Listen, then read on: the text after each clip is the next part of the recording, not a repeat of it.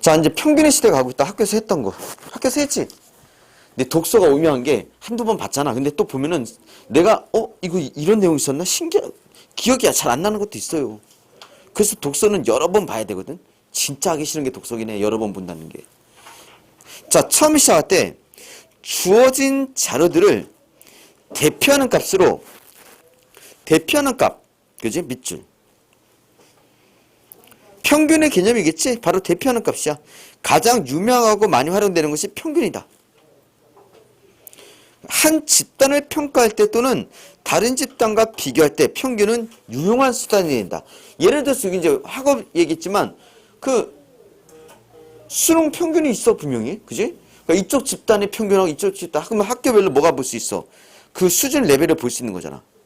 이쪽 수능에 뭐 수학 수능 평균이 몇이다.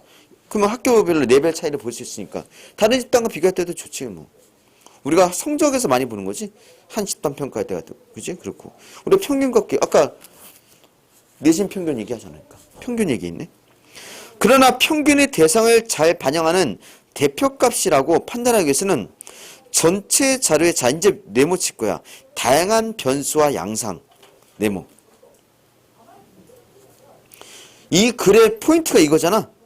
그러니까 지금 세상이 점점 다양화되고 다변화되고 있는 사회, 그지? 통일되지 않는 사회, 그런 사회에서 평균이라는 게 조심해야 된다는 거지. 그러니까 변수도 생각해야 되고. 아까 그거 봐봐. 내신 평균이 어떤 그 논술에서 보통 이제 보니까 내신 평균이 4.0인데도 꽤 많아. 4.0이야. 평균이 4.0인 거잖아. 그 실제로 내신이 몇 등급도 있어. 분명히 완전 바닥인 애도 있었을 거야. 합격한 애가 8도 있었을 거야. 왜? 논술로 최저 맞췄거든.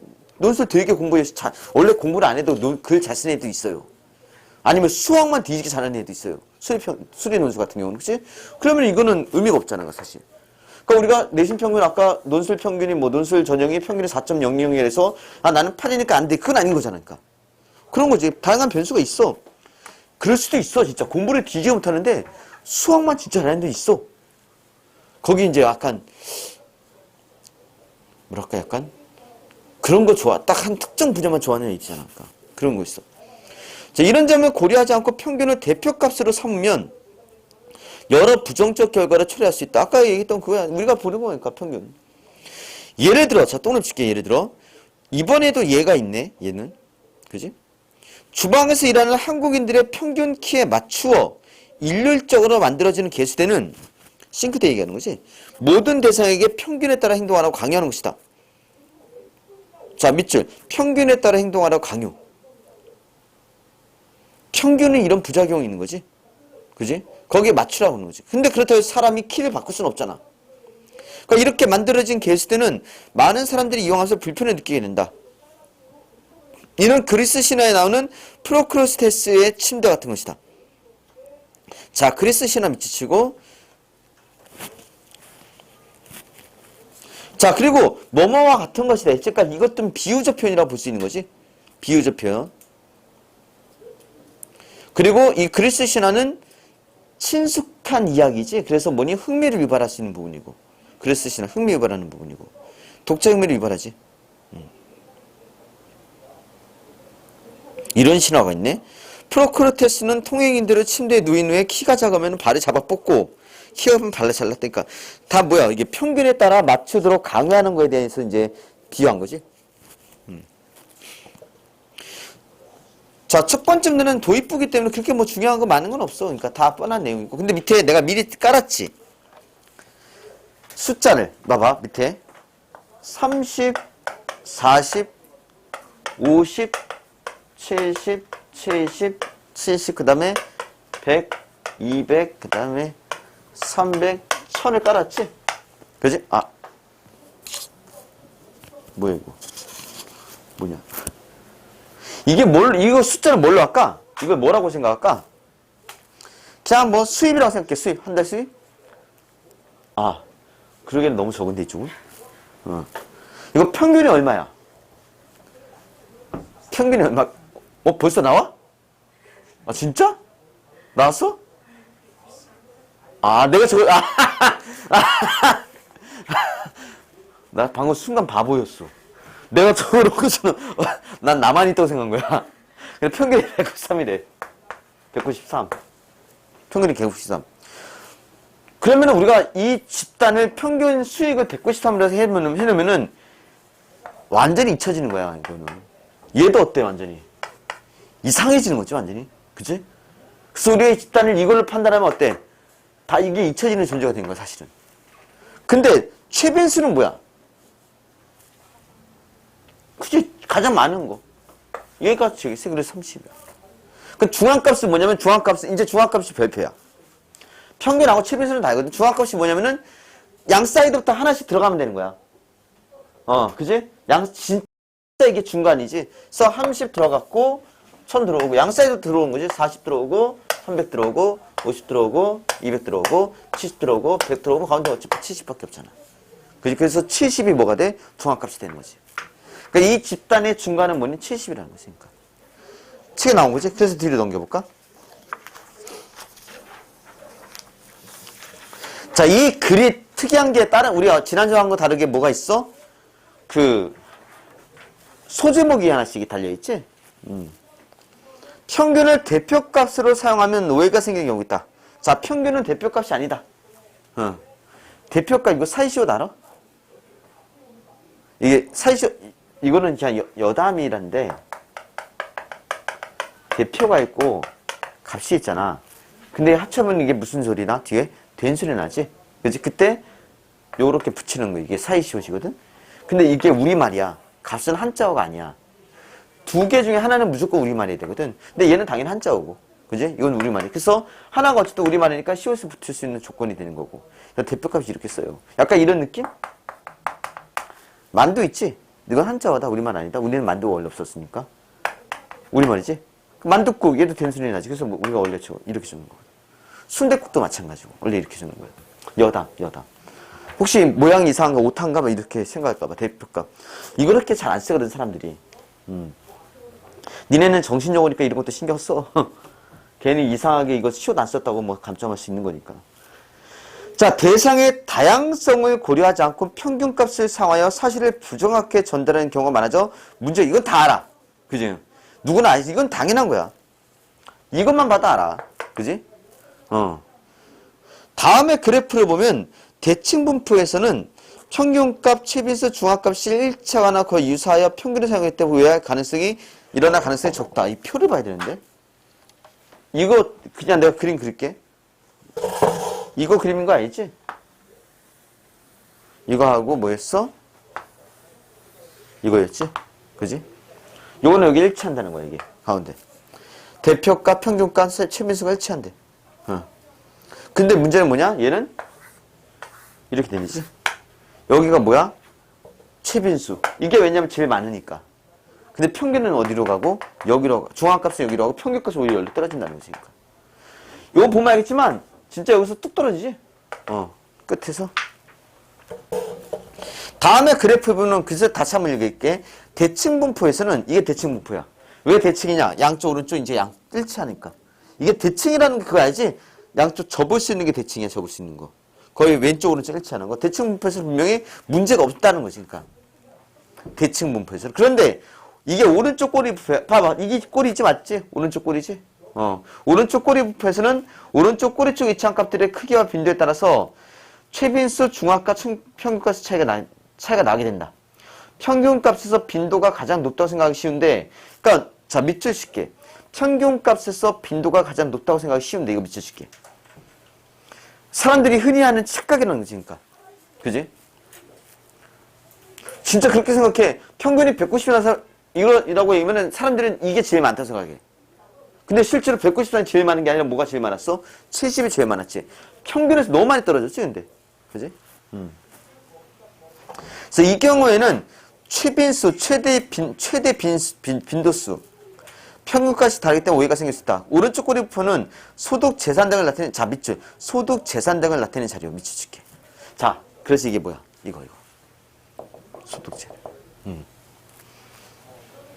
소득이 정말 다양하거든. 왜 이게 그러냐면 소득이라는 건 정말 다양해. 재산도 그렇고 정말 다양해요. 그래서 이번에 이 소득 재산 때문에 말이 많은 게 하나 있지. 뭐 재난지원금 몇 퍼센트 해서나, 그치? 근데 그게 실제로 이제 그게 제대로 이제 맞냐 그런 얘기 나오고 있으니까 억울한 사람도 많다고 하더라고요. 자, 이런 자리에서는 평균을 대표값으로 사용할 때 주의를 기울여야 한다. 국민 이번에 봐봐, 평균을 했더니만 193만 원이야. 야, 우리나라 사람들 잘 사네. 그러면 복지 신경 쓰지 말자. 복지를 뭐하러 신경 쓰냐? 평균이 193만 원이면 왜? 그지? 옛날 이게 70년대로 생각할게, 70년. 지금은 193만 너무 터무니없이 적지만, 어쨌든 70년대 생각하면은, 야, 193 잘 사네, 우리나라 사람들. 야, 그러면은, 우리나라 사람들은 잘 사니까 우리가 복지는 하지 말자. 복지 왜, 뭐하러 왜 잘 사는데? 라고 하면은 잘못된 판단이 되는 거지, 지금. 이게 사실 이 정도가 복지가 필요한 사람들인데. 막상 복지가 필요한 사람들이 더 많지. 그지? 그렇게 되는 거지, 그러니까. 그게 이제 분명히 잘못되는 거지, 그러니까. 또한 포도주의식의 소품종 대량 생산의 시대 미추식해. 포도주의식의 소품종 대량 생산. 이거 포드가 누군지 알지? 자동차, 그치? 그러니까 자동차가 원래 그렇잖아. 대량 생산이 이제 하잖아, 대량 생산, 그치? 그럴 때는 평균이 중요한 개념으로 자리 잡았고 많은 영향을 끼쳤다. 근데 지금은 어때? 이거 소품종 대량 생산을 여기 없지만 반대로 얘기하면 뭐가 될까? 요즘은 이런 시대긴 해. 또 어떤 거 뭐 이런 것도 있을 수 있지. 뭐 만약에 다품종 소량 생산이면은 반대가 될 수 있는 거지. 그지? 이러면은 평균이라는 게 의미가 없어지잖아. 품종이 다양하고 소량이야. 그럼 평균이라는 것 자체가 어때? 의미가 없는 거지. 그러니까. 그래서 하지만 현대에는 그런 평균의 개념이 소비자들의 다양한 특성을 반영하지 못하는 경우가 많다. 또 구체적인 사례가 나오지. 그지? 미국의 일반 가구당 평균 가족수는 3.6명이라고 한다. 나 깜짝 놀랐어. 미국이 3.6명. 이 평균값에 맞추어 건축업자들은 3인 또는 4인을 대상으로 하는 주택을 짓는다. 하지만 평균 가족수에서 벗어나는 가족도 상당수다. 통계에 의하면 미국에서는 3인이나 4인 가족의 전체의 45%에 불과하다. 그러면은 평균 맞춰서 했지만 실제로 만족하는 사람은 45%밖에 안 돼. 과반수도 넘지를 못하는 거니까. 그러니까 1인, 2인 가족이 35%고 5인 이상 20%니까 55%는 어때? 만족을 못하는 거지. 그러니까. 그럼 이건 솔직히 과반수를 못 넘기게 만족을 못 시키면은 이건 실패한 거지. 그래서 되게 구체적인 사례를 보여주고 있어. 미국의 사례. 이와 같은 사실은 평균을 참고할 때 전체 자료를 세밀하게 밑줄칠게. 전체 자료를 세밀하게 살피는 거. 이게 이제 해결 방법이겠지. 평균의 문제를 해결하는 방법이 전체 자료를 세밀하게 살피는 거. 그나마 앞에 거보다 쉬운 거야. 그 앞에 우리 앞에 단원보다는 세잔이랑 이쪽이 더 앞에 우리 두 단원이 사실 뒤에 거보다 더 어려워. 뒤에 거는 쉽지. 나는 그래도 어쨌든 그거 할 거라 생각해. 과학. 달은 어떻게 만들었을까? 하겠지. 이거 다음 달에 소단원이니까.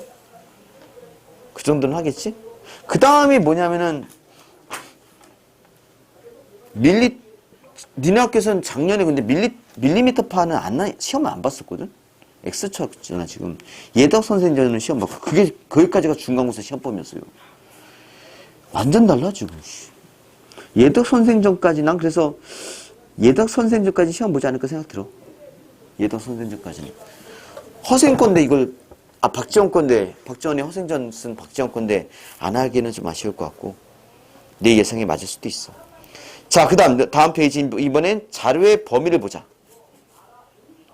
사계절, 이 얘기를 듣는데, 이거 딱 대충 봐도 느낌 오지? 사계절 얘기하는 거 보니까, 그치? 맞아. 사계절이 있는데, 이거를 평균 기온 따지면, 평균 기온을 보고 그 나라를 가면 큰일 나는 거지, 그러니까. 큰일 나지? 그래서 겨울에는 영하 10도 이하. 영하 10도 이하면은, 남자들이 이제 군대를 가면은, 산에서 텐트 치고 자는 케이스가 있거든, 겨울에. 그러면 텐트 안 온도가 영하 18도, 19도 돼. 그래서 잘 때, 이제, 나 같은 경우는 이제 잘 때 한 새벽에 한 3번, 4번, 5번 깨. 추워서. 그러면 텐트 안에 있는데, 조그만 텐트 안에 이제, 우유는 다 꽝꽝 얼고 귤도 얼었고, 이제, 퍼서 먹는, 막 그런 영하 20도. 우리 영하 20도에서 영하 25도, 우리나라 사실 남쪽에도 영하 25도, 25도까지도 떨어진 데 있어, 그러니까. 산간지방에는. 여긴 영하 10도밖에 안 잡았지만 뚝 떨어진 데가 존재해 우리나라에서는. 그러니까 우리나라니까 어쨌든 간에.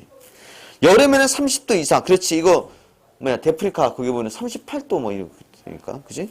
그러니까 극과 극이야. 이 때문에 우리나라 사람들은 계절별로 많은 옷을 가지고 있어야 한다. 그에 반해 미국의 하와이 지역은 월별 평균 기온이 연간 거의 변동 없이 유지된다. 얘네는 사계절이 없다는 거지. 그러니까.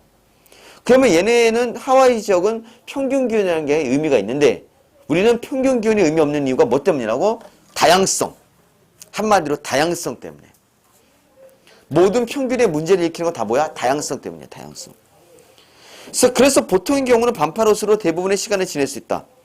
만일 자 위에 밑에다가 가정. 자 이거는 가정도 했어 분명히. 미국 하와이 지역의 사람이 우리나라 연평균 기온이 12.5도라는 말만 들었다면 어떤 생각할까? 이건 바보가 되는 거지. 그러니까. 그지? 자신이 사는 지역에 비해 1년 내내 추운 곳이라고 생각하지 않을까? 근데 갔는데 여름이었어. 그러면 끝장이지 얘는. 그래서 우리나라 연교차가 큰 나라이다. 즉 여름과 겨울의 기온 차이가 심하다.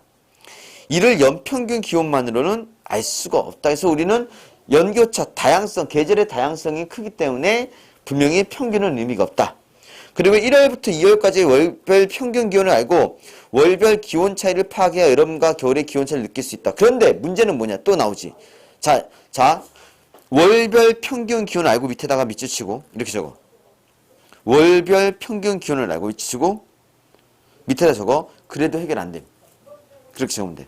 그래도 해결이 안 됨. 뒤에 이제 넘겨나가겠지. 뭐 때문에? 일교차지, 일교차. 일교차가 심할 때는 어느 정도였냐면은 뭐 20도 가까이도 차이가 난 때가 있었어요. 그러니까 일교차가 심할 때는. 그런 1년에 몇 번 없죠. 그래도 그럴 때 그렇게 심할 때가 있어요. 그래서 월별 평균 기온만으로 충분할까? 그렇지 않을 수 있다. 이것도 문답법인데? 그지 않아? 지가 물었잖아. 충분할까? 하지만 그렇지 않을 수 있다. 우리가 다른 단어 할 때 문답법 얘기가 나왔는데 여기도 있길래 신경 쓰인 거고. 다음 페이지. 우리나라에서는 환절기에 감기 환자가 많아진다. 바로 뭐 때문에? 일교차이 때문에. 그래서 우리가 보통 여행을 갈 때도 해당 지역, 해당 기간의 평균 기온만이 아니라 하루의 최고와 최저 기온을 알아야 한다. 맞아. 그래서 밤에 최저 기온이 뚝 떨어진다면은 우리는 얇은 옷 하고 뭐니 잠바도 하나 챙겨가야 된다는 거죠. 즉 자료의 범위를 정해. 자 밑줄. 자료의 범위를 정해 다양한 요소 고려 네모 찍기. 이거는 이 문단의 포인트.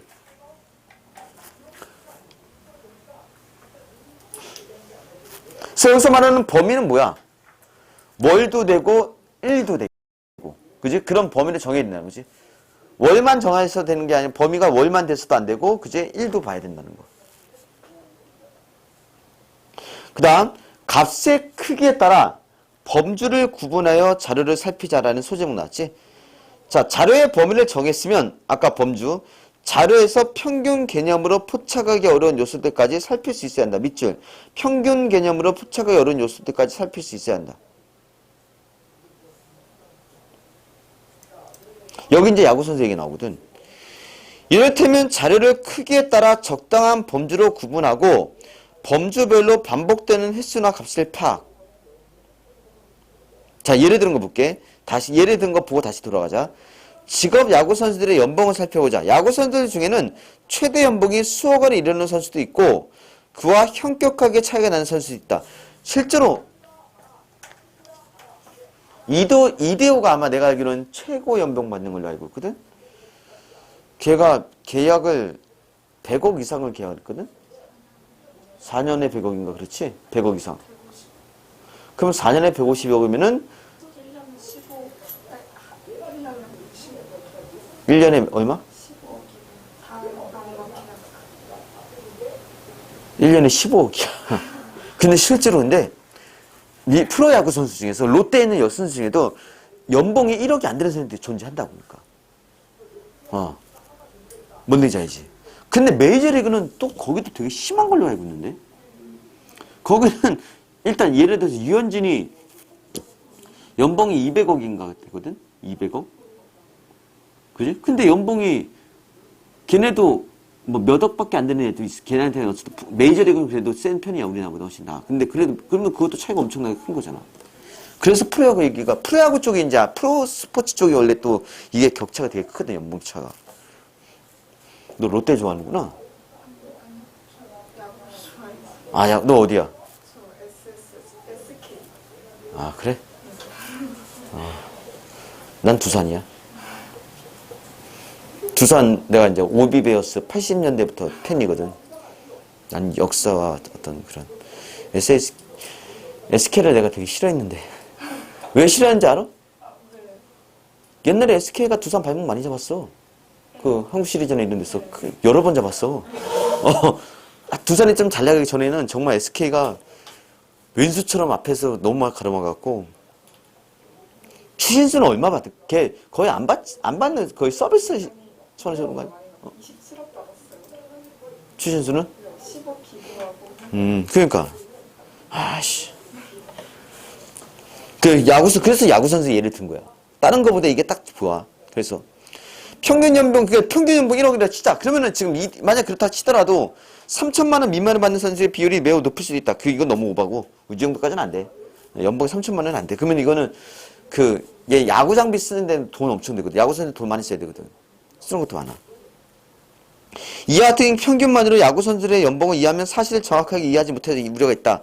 니네 돈 잘 벌잖아. 이렇게 생각할 수 있다는 거지. 그렇기 때문에 연봉 3천만 원 미만, 3천만에서 5천만 원 미만, 5천만에서 1억 미만, 1억 이상 등은 범주를 나눠자. 이제 여기가 포인트네. 밑줄. 연봉 3천만 원, 이게 포인트가 뭔지 알겠지? 3천만 원 미만. 그러니까 딱 아까 얘기했지만 이것도 100만 원 미만. 이러면 딱 좋아. 100만 원 미만과 100만 원 이상 잡으면은 이게 실제로 이거 따로 잡고 얘네들 따로 잡고 얘네들 따로 잡고 그렇게 보는 게 훨씬 더 어때? 현실적이라는 것이니까. 그래서 여기서는 포인트가 범주를 나누는 것이니까. 범주라는 게 범위지 범위. 그래서 각 범주의 비율을 고려해서 사실을 이해하려 노력해야 한다. 이제 이해됐지 이게. 그지? 값의 크기에 따라서 얼마까지는 어디 범주 A그룹, 얼마부터 얼마까지는 B그룹. 이때 평균값 이외에 가장 높은 빈도의 선수들이 받는 연봉인 최빈수. 이것도 따로 따져야 되고 가장 근데 이게 제일 현실적인 거 아니야? 최빈수가? 전체 선수들의 연봉을 순서로 배치했을 때 가장 중앙에 있는 선수의 연봉값이 중앙값. 한 번 더 나왔으니까. 그러니까 자, 여기 잘 봐. 등 다른 대표값이지. 그럼 여기는 평균만 대표값이 되는 게 아니라 최빈수도 대표값이 될 수 있고 중앙값도 뭐가 될 수 있다? 대표값이 될 수 있다는 거지. 그러니까 여러 가지 대표값을 놓고 보아야지만이 이게 제대로 보인다. 그 얘기지니까. 범주라는 게 그래서 이걸 보면은 정확히 이게 범주구나 알 수 있다는 거지니까.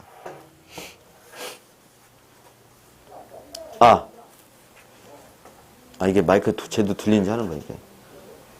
혹시라도 이게 이게 파란색이 빨간색으로 되면 말해줘. 근데 그럴 일은 없는데. 그 다음 그래프를 그려 이해하자. 자료의 수가 많아지면 복잡하지. 글자 보는 건 복잡하거든. 숫자 보는 거. 내용을 보고 파악하는 데 힘이 든다. 따라서 복잡한 자료를 잘 요약 정리하는 것은 매우 중요한데 그 하나의 방법이 그래프를 그리는 것이다. 여기 막대 그래프 나오지? 즉 그래프를 그려 자료 전체의 분포를 보는 방법인데 특히 처음 자료를 수집한 경우에는 자료의 내용을 히스토그램, 자 히스토그램 네모치고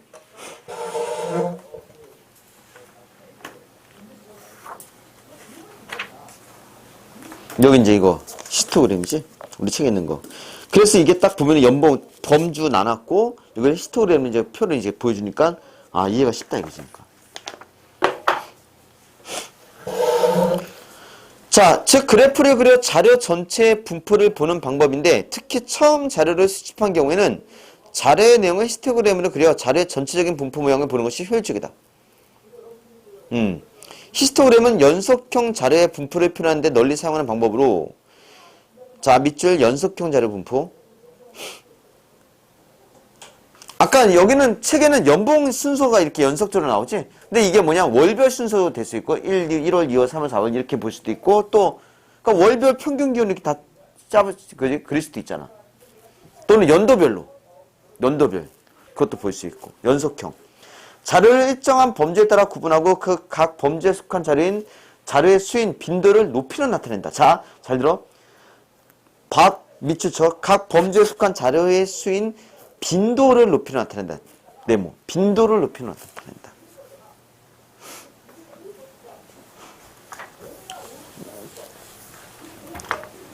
우리 책에 보니까 이제 이렇게 돼 있고, 연봉의 범주를 이렇게 정했으면은, 얘는 뭐, 이 정도의 인원이 이 정도 받는다.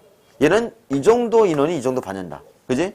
얘는 이 정도 인원이 이 정도 받는다 해서 빈도수가 가장 많이 받는 건 여기다 이렇게 보는 거지. 그러니까. 아, 이 정도 연봉 받는 애들이 제일 많다. 이렇게. 그지? 그럼 오해의 폭이 좀 줄어들겠지. 몇 명의 고 연봉, 그지? 선수만 보고는, 아, 프로야구 선수 돈 많이 버리라고 생각하면 안 되고, 이걸 보면은, 아, 그래도 잘 못 버는 사람들이 꽤 많구나. 힘든 사람이 많구나. 이렇게 하는 거지. 자, 이를 통해 전체 자료에 좌우 치우침 등의 모양과, 어느 쪽이 많이 있는가, 어느 쪽이 많이 분포돼 있는가, 이쪽으로 좀 많이 치우쳐져 있네. 그지? 그 다음에 중앙값 등의 위치. 중앙값 쓰니까 이게 아마 빈도수가 중간 정도 되는 거 얘기하겠지. 그 다음에 표준 편차. 표준 편차 나왔어. 범위 등의 산포에 대한 전반적 판단이 가능하다. 한 직업 야구 구단의 연봉 자료를 히스토그램 그리면 이와 같이 한눈에 전체적인 정보를 파악해서 난 궁금한 게 뭐냐면은 우리 책에 있는 히스토리 진짜일까? 진짜는 아닐 거야. 진짜로 말하기에는 좀 너무 적어. 연봉이. 말도 안 되지 이거는. 그지? 이거 내가 봤을 때는 우리 책에 보면은 137페이지 책에 보면은 나오거든? 이 사람 야구 모르는 사람이지? 그치? 정말 모르는 사람이야. 그래도 웬만한 선수들, 웬만한 기업 연봉보다 너무 많은 사람이 많이 받는 사람이 훨씬 더 많지 않나? 프로야구 선수들이? 그치? 그러니까 이게 웬만하면 그래도 한 6천, 7천 받는 사람도 꽤 많은 걸로 알고 있는데 이거는 너무 심했어. 참나. 그래서 난 이건 야구를 모르는 사람이 이렇게. 그래서 혹시라도 학교 선생님이 답답하니까 이게 말이 되냐고 해서 진짜를 들고 올 수도 있어. 진짜. 야구 그거를. 근데 야구 좀 아는 사람이 이건 연봉 이거 너무 그래프가 말도 안 되는 생각이거든. 참고로 알고 있어요? 학교 선생님 그거 어떻게 했는지 궁금하긴 하네. 자, 다음 이제 통계는 거짓말하지 않는다. 어디서 많이 들어본 말인데? 통계는 거짓말하지 않는다. 통계 자체가 거짓말을 하기보다는 밑줄 칠게 숫자 계산에 대한 무지 또는 오용의 잘못 사용을 얘기해. 잘못 사용하는 거 오용이라고 해. 거짓말 통계를 만들어낸다. 숫자 계산에 대한 무지 또는 오용의 거짓말 통계를 만들어낸다. 요즘 통계가 많이 나오는 게 뭐야? 여론조사 많이 하지? 그지? 대통령 뭐 선거 때문에. 참 많이 하고 있어. 올바른 판단은 사실을 기반으로 하여야 하고 사실은 숫자로 표현될 때 객관적으로 관찰될 수 있다. 그치? 객관적 관찰이 필요하지. 숫자. 그렇기 때문에 수집된 자료들의 값을 단순하게 더하고 나눠서 평균을 내는 것은 숫자 장난이 될 수 있으면 유의해야 한다.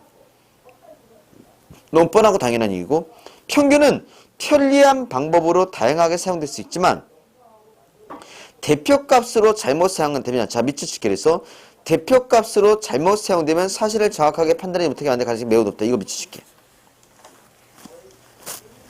무조건 평균을 뭘로 사용하지만 마라. 대표값으로 사용하지 마라. 그래서 얘는 대표값으로 평균 말고 중앙값이라든가 빈도수 값이라는 이거 다 따지라고 했지.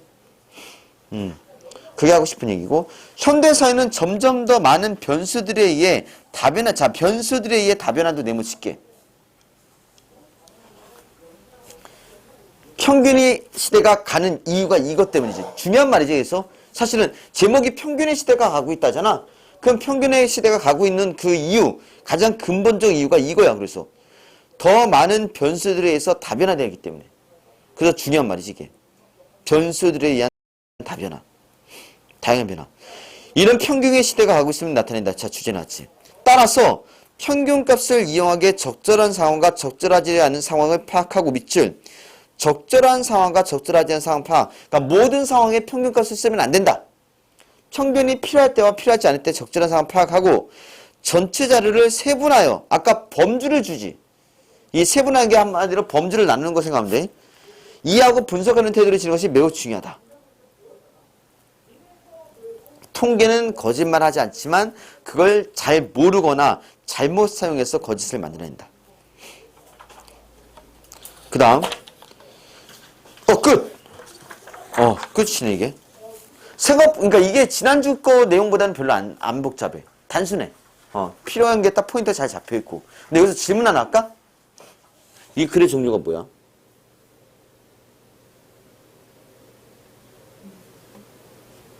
자, 그럼 또 하나 질문할까? 세잔과 이체파의 글의 종류가 뭐야? 설명문? 논설문?